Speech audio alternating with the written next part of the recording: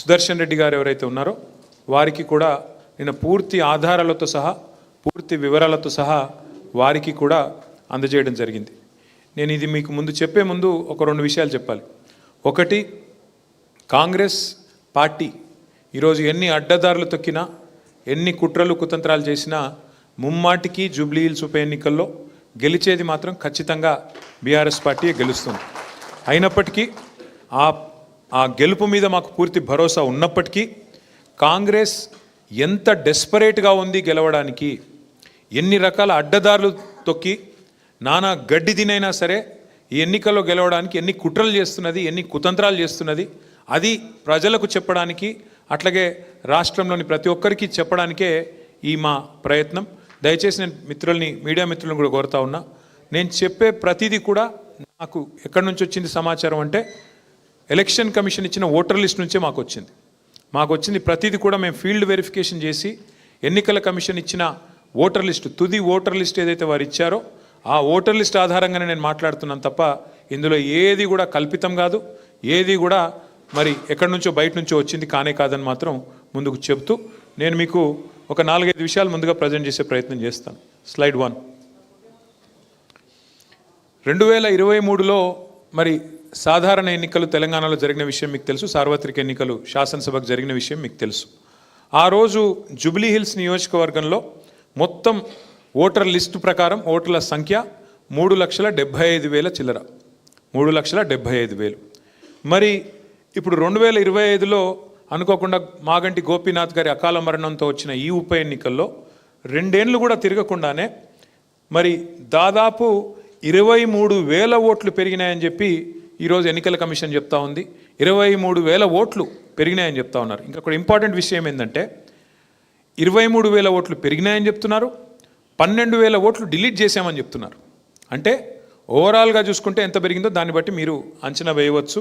కానీ వారు చెప్తున్నది మొత్తం లేటెస్ట్ లిస్ట్ ప్రకారం 3,98,000 ఓట్లు, అంటే దాదాపు 4 లక్షల ఓట్లు ఉన్నాయని చెప్తున్నారు. గతం కంటే దాదాపు 23,000 ఓట్లు పెరిగినాయి. 12,000 తీయంగా మరి ఇంకా 23,000 ఓట్లు పెరిగినాయని చెప్పి ఎన్నికల కమిషన్ లేటెస్ట్ లిస్ట్ ప్రకారం చెప్తున్నారు. మరి ఇంత సడన్ స్పైక్ అంటే చాలా అసాధారణమైన స్పైక్ అది. 23,000 ఓట్లు పెరగడం ఒకటే కాన్స్టిట్యున్సీలో అంటే మరి చాలా పెద్ద ఎత్తున, అందులో 12,000 ఓట్లు తొలగించిన తర్వాత ఇంత అసాధారణమైన స్పైక్ ఎట్లా వచ్చింది, ఇంత ఒకటేసారి ఓట్ల సంఖ్య ఎట్లా పెరిగిందని మాకు అనుమానం వచ్చి అప్పుడు మేము ఎంక్వైరీ చేయడం మొదలుపెట్టాం. దానిలో మాకు ఏవేవైతే విషయాలు దొరికినాయో అవన్నీ కూడా మీతో చెప్పే ప్రయత్నం నేను చేస్తాను.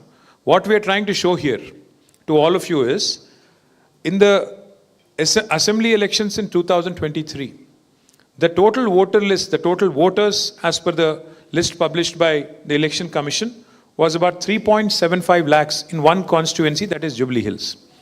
And in the latest by-elections, as per the recent draft which has been published by Election Commission of India, the total votes have all of a sudden shot up to 3,98,000. Now this is despite removal of about 12,000 votes. So that means almost 23,000 plus 12,000, and 35,000 is effective incremental growth or sudden spike of growth in the total voter list is what we've learned. When we saw this, we were surprised. So therefore we started digging. We have very strong network of booth in charges. We have very strong leadership on the grassroots. So they started going door to door and house to house. That's when we found out a lot of abnormalities and anomalies, which is what I'm trying to point out to you right now. Next slide. So this is the Congress candidate who's been announced recently. This gentleman has openly, unabashedly, in front of the media, in full glare of the media, has conducted this program called Voter Cards Distribution. Now who is he? This is the job of Election Commission. This is the job of government. I mean, technically not even government. This is the job of Election Commission. Now this gentleman, he was not even announced as a candidate then. He just went ahead, started distributing these cards, and as you can see, you can even see some minor voters in the picture right there.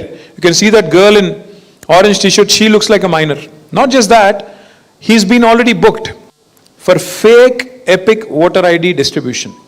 In full media glare, this gentleman has distributed more than 1,000 such voter IDC. ఆయన Congress party నాయకుడు, ఆయన ఇష్టానుసారంగా అసలు ఆయనకి ఎవరు అధికారం ఇచ్చారు, అందులో మహేష్ కుమార్ గౌడ్ గారు, రేవంత్ రెడ్డి గారికి, రాహుల్ గాంధీకి ఓటర్ ఐడీతో ఏం సంబంధం, డిస్ట్రిబ్యూషన్తో కాంగ్రెస్ పార్టీకి ఏం సంబంధం, ఆయన ఇష్టం వచ్చినట్టుగా ఓటర్ ఐడి డిస్ట్రిబ్యూషన్ అని పెట్టుకొని అక్కడ మీరు చూస్తే ఆ ఓటర్లందరినీ కూడా పిలుచుకొని, మరి వాళ్ళు ఓటర్లా ఫేక్ ఓటర్లా వాళ్ళు ఎవరో నాకు తెలియదు, మరి ఎలక్షన్ కమిషన్కి తెలుసో లేదో కూడా తెలియదు, చూస్తుంటే కొంతమంది మైనర్ ఓటర్లా కనబడతా ఉన్నారు. మరి వాళ్ళందరినీ కూడా పిలిచి 1000 మందితో వెనకాల కాంగ్రెస్కి జై కొడుతూ ఎలక్షన్ సింబల్ పెడుతూ మరి స్పష్టంగా మరి ఓటర్ ఐడి డిస్ట్రిబ్యూషన్లు చేయడం జరిగింది. చేసిన తర్వాత ఎలక్షన్ అధికారులు ఈయన డిస్ట్రిబ్యూట్ చేసినాయని దొంగ ఐడి కార్డులు, ఫేక్ ఐడి కార్డ్స్ అని చెప్పి కేసు కూడా పెట్టారు. ఫేక్ ఐడి కార్డ్స్ డిస్ట్రిబ్యూషన్ అనేది చాలా సీరియస్ నేరం. దొంగ ఓట్లు నేరం అయితే దొంగ ఓటు కొట్టడమే కాకుండా మళ్ళీ వాటిని ఇంత బాహాటంగా ప్రదర్శిస్తూ మీడియా గ్లేర్లో డిస్ట్రిబ్యూట్ చేయడం అంటే ఇంకా పెద్ద నేరం. కేసు కూడా ఆయన మీద బుక్ అయింది. అప్పుడు మేము ఇంకా సీరియస్గా పరిశోధించడం మొదలుపెట్టినాం. ఏంది వీళ్ళు ఏం చేస్తున్నారు, ఇష్టం వచ్చినట్టు ఓటర్ ఐడి కార్డులు వీళ్ళకి ఎక్కడి నుంచి వస్తున్నాయి, where are they getting these fake ID cards from, and that is when we started digging seriously.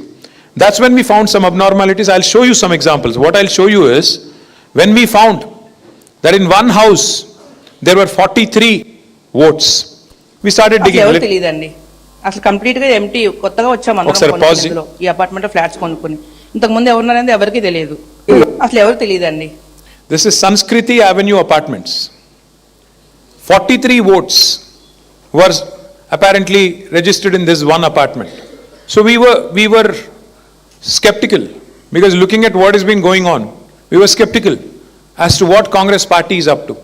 We believe that there is strong collusion among the booth level officers and the local Congress leadership, which has resulted in this spike and which has resulted in a lot of fake votes and also fake voter ID cards being distributed, and an election, and a serious attempt at electoral malpractices. So we went door to door and we went to this apartment called Sanskriti Avenue, and we spoke to one of the residents there. She's a resident who's been living there. We showed her the list of these 43 votes. We asked her, మేము అక్కడ సంస్కృతి అపార్ట్మెంట్స్కి వెళ్ళి ఈ 43 ఓట్లు ఉన్నాయని చెప్తే ఆ అపార్ట్మెంట్లో ఉండే ఒక మహిళ, అక్కడ వారు నివాసం ఉంటున్నారు, వీరెవరైనా మీకు తెలుసా ఈ అపార్ట్మెంట్లో ఉంటున్నారా అని వారిని అడిగితే వారు ఇచ్చిన సమాధానం దయచేసి మీరు వినండి.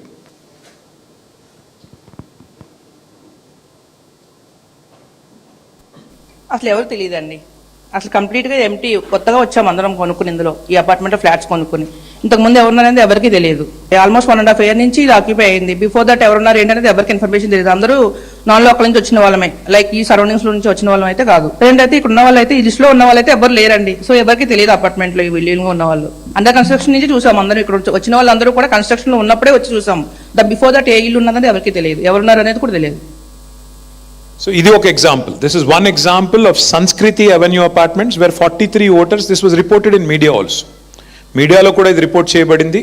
43 ఓట్లు ఒక ఇంట్లో. మరి ఇప్పుడు అక్కడ రెసిడెంట్ చెప్తున్నారు ఇక్కడ ఎవరూ లేరు, అయినప్పటికీ వీళ్ళ మొహాలు ఎవరో నాకు తెలియదు, నేను ఇక్కడే ఉంటున్నా, నాకైతే తెలియదు అని వారు చెప్తున్నారు. మాకు డౌట్ వచ్చింది, మరి ఇంకా ఇట్లాంటి ఎన్ని ఉన్నాయని చెప్పి ఇంకొక చోట పోయాం. అక్కడ 21 ఓట్లు ఉన్నాయి ఒకటే ఇంట్లో ఉంటే అక్కడ 25 సంవత్సరాలు అయిందండి కేబుల్ ఆపరేటర్ గా నేను చేయబట్టి. ఒక్క నిమిషం, ఇది ఒక్కసారి ఆపమ్మ. ఇది బూత్ నంబర్ 125, ఒకటే ఇంట్లో 23 ఓట్లు.